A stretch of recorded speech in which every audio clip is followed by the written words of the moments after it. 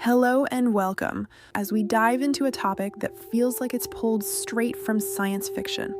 I want you to think about a time this has happened to you, because I know it has. You're having a private thought, maybe you're daydreaming about a trip to Japan, a place you've never searched for, never spoken about, and then a little while later you're scrolling and there it is, an ad for flights to Tokyo. It's a deeply unsettling feeling, isn't it? It's that momentary chill that runs down your spine that makes you look at your phone a little differently. It feels impossible, like a magic trick where you're the only one in the audience. And it makes us all ask the same question. How did it know? Well, today, we're going to pull back the curtain on that illusion. So let's just get right to the heart of it. Let's ask the question that's on everyone's mind, the one that people whisper about half jokingly but half seriously. Are these devices in our hands, on our desks? Are they actually reading our minds?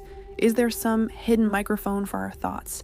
Some tiny telepathic chip buried deep inside the hardware, quietly transcribing the silent monologue inside our own heads? It's a paranoid thought for sure, but in a world of constant connection, it's a thought that's becoming harder and harder to just dismiss. The simple, direct answer to that question is no. But I need you to understand that this no is not the end of the story. In fact, it's just the beginning. The truth is actually far more complex, and frankly, far more profound than simple mind reading. We're not dealing with telepathy. The reality isn't about technology that can listen to a thought you've just had. It's about a system so powerful, so deeply embedded in our lives, that it's capable of a kind of computational foresight. It's about knowing what you are about to think. This statement right here is the absolute key to understanding our modern world. Read it again. Platforms don't need your thoughts. Why would they? That's reactive. The real goal was always something far more ambitious. It wasn't ever about building a device to eavesdrop on your finished thoughts. The true project has been to construct an incredibly detailed, high-fidelity digital model of you, a model built from your habits, your patterns, your desires, and your fears. A model so accurate that it can predict your next impulse, your next desire, even your next thought, often before you're consciously aware of it yourself. It's the difference between reading your finished email and knowing what you're going to write the moment your hands hover over the keyboard. So the natural question is how? How is this even possible? This predictive power doesn't come from one single magical algorithm. That's not how it works. Instead, it's best to think of it as a highly sophisticated architecture, a system built in 3 distinct layers. Each layer gives AI a different kind of window into our cognitive world, examining us from different perspectives, from our raw biology all the way up to our complex social reasoning. This pyramid is going to be our map for the rest of this journey. It lays out the entire structure of inference. At the very bottom, the foundation, we have something called neural decoding. This is about reading the brain's physical signals. Then in the middle, we have digital phenotyping, which is all about analyzing our digital body language. And finally, at the very peak of the pyramid is the computational theory of mind, where AI tries to simulate our deepest intentions. So let's start at the bottom and work our way up. Okay, so let's talk about the foundation, neural decoding. Now, of all 3 layers, this is the one that comes closest to what we traditionally call mind reading. This is happening in advanced research labs using incredible technologies like fMRI scanners, which track the flow of blood in the brain, or EEG caps, which measure the electrical activity right from the scalp. Imagine the scenario. A person is sitting inside an fMRI machine, and they're being shown a picture of, say, a giraffe. As they look at the image, an AI, which has been trained on that specific person's brain patterns, is analyzing the signals in real time. Just from that brain data, the AI can actually reconstruct a blurry but recognizable image of that giraffe on a screen. It's literally decoding the sensory experience directly from the brain. It's not in your phone yet, but it shows a direct link between neural signals and our internal world. Now we move up one level to the layer that's most active in our daily lives: digital phenotyping. This is a complete shift from the last layer. It doesn't need an fMRI machine or any special lab equipment at all. It works by analyzing what you could call your digital exhaust. This is the invisible cloud of data you leave behind with every single interaction.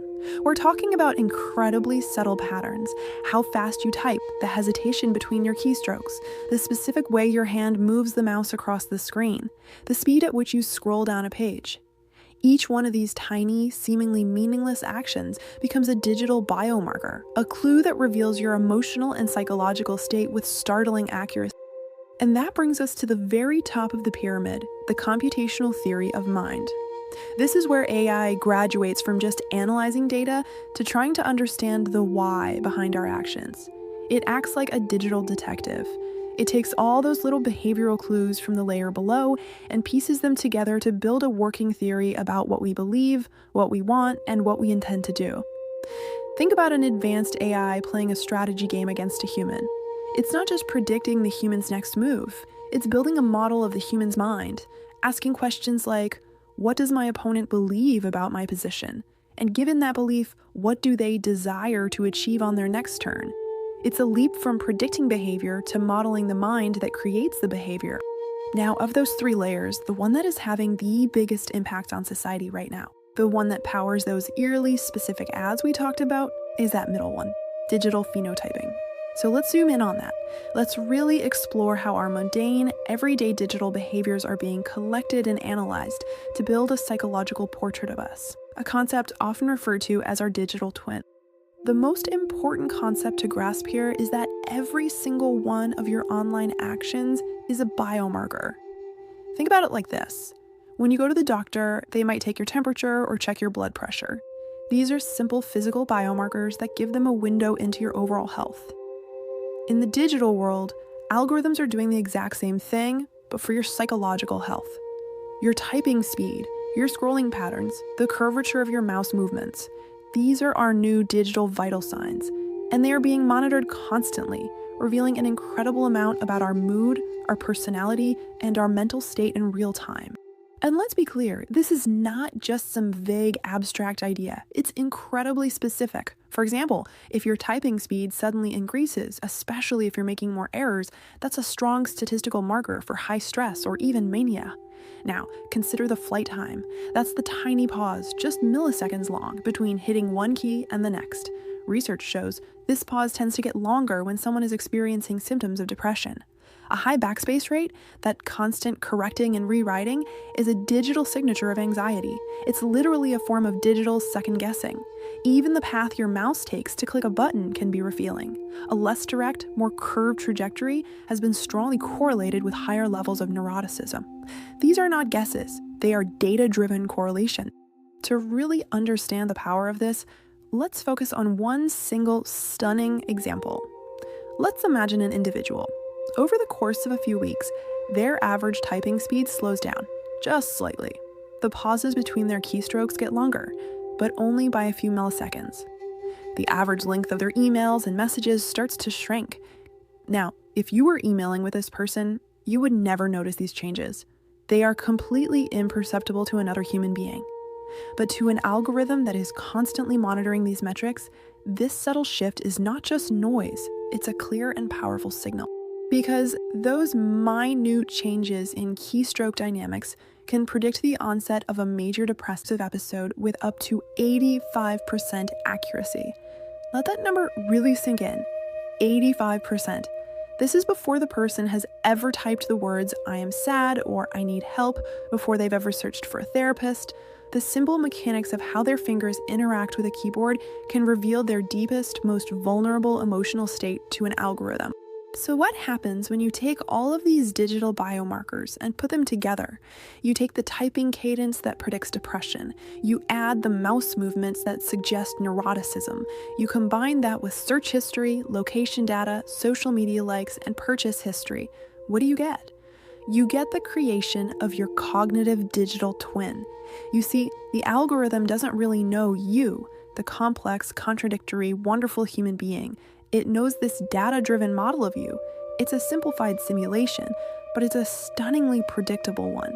And by running thousands of tests on this digital twin every second, it can figure out exactly what to show you to get you to click, to buy, or to think a certain way. So now we have a clearer picture of what these systems can infer about us. But this leads to an equally important question: how do they actually think? The internal architecture of an AI is not just a technical detail. It has enormous consequences for things like safety, accountability, and trust. And this brings us to one of the most important distinctions in modern AI: the difference between a black box and a glass box system. This image really shows the difference perfectly. On the left, we have the black box. You can think of it like a dark, sealed container. You put your data in one side and an answer comes out the other. But what happens in between is a complete mystery, a tangled web of billions of mathematical calculations that is effectively unknowable to a human mind. On the right, you see the glass box. It's designed from the ground up to be transparent. You can see inside. You can follow the logic, step by step, and understand exactly how it arrived at its conclusion. Let's break that down a bit more. Black box AI, like many of the large language models we hear about, is focused entirely on getting the right result. It can have abilities that seem superhuman, but its reasoning is opaque. We can't ask it why. Glass box AI, on the other hand, prioritizes the method. It's often built using explicit, human-understandable rules. Interestingly, these systems are sometimes designed with human-like limitations built right in, like a finite attention span or the ability to forget things over time. This might sound like a weakness, but it actually makes their behavior more predictable, more understandable, and ultimately more aligned with their human partners. And why is this distinction so incredibly critical? Imagine a self-driving car, or an AI that's helping a doctor diagnose cancer. In these high-stakes situations, being right 99% of the time just isn't good enough. If an AI co-pilot makes a split-second decision, the human pilot needs to be able to trust why that decision was made. A black box system might get it right most of the time, but that 1% of the time it fails, it could be for completely inexplicable reasons. A glass box system, however, provides a clear audit trail. It can explain its reasoning, allowing us to build the kind of trust we need to put our lives in its hands. All of this technology, the ability to infer our emotions and predict our thoughts, brings us to our final and most important section. What does all of this mean for us as human beings? What does it mean for our freedom? We are moving past the old debates about simple data privacy. We're now entering a new territory where the very freedom of our own minds is at stake. And this requires a new framework, a concept called cognitive liberty. Here is the core of the legal and ethical problem we now face. Our privacy laws, like GDPR, are fundamentally outdated. They were designed in an era where we thought about privacy in terms of the data we knowingly provide, our name, our address, our email, but these laws have almost nothing to say about inferred data. If an algorithm analyzes how you move your mouse and concludes that you have a high probability of developing an anxiety disorder, it has just created a highly sensitive piece of medical information about you, information you never chose to share. This is a massive loophole in our current legal protection. In response to this growing gap, legal scholars and ethicists are developing this crucial new concept: cognitive liberty. At its heart, cognitive liberty is the fundamental right to mental self-determination. It's the right to control your own inner world, your own thoughts and consciousness, free from unwanted or coercive external influence, whether that influence comes from a government agency or from a commercial algorithm. And this idea of cognitive liberty is being broken down into a set of more specific, proposed human rights, sometimes called neural rights. First, there's the right to mental privacy, which says that your thoughts, and just as importantly, the data used to infer your thoughts, should be private. Second is the right to mental integrity, which protects you from having your mental state manipulated or altered without your full consent. And finally, there's the right to psychological continuity, which is the idea that your fundamental sense of self, your personality, should be protected from unauthorized external modification. And so we end up back where we began, but the question has changed. The initial simple question was, can my devices read my mind? We now know the answer is no, but we're left with a much deeper, more challenging question. If your thoughts and your feelings can be predicted with such incredible accuracy, are they still truly private?